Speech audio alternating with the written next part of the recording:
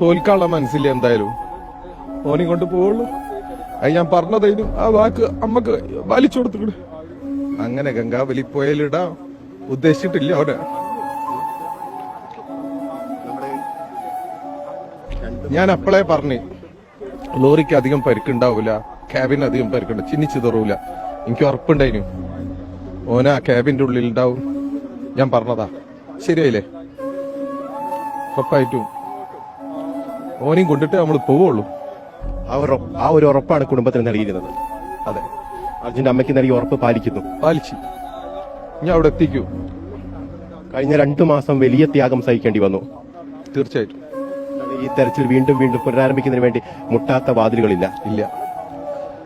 ഒരു സാധാരണക്കാരനെ കൊണ്ട് എത്ര കഴിയും അതിന്റെ പരമാവധി നമ്മൾ ചെയ്തു.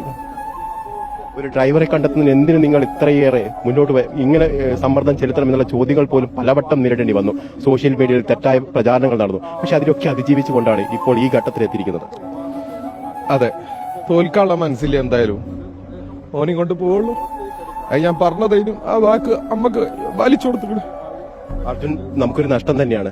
പക്ഷെ നമ്മൾ കൊടുക്കുന്നൊരു സന്ദേശമുണ്ട്. ഒരാള് ഉറച്ചൊരു കാര്യത്തിന് ഇറങ്ങിയാല് അത് സാധിക്കും.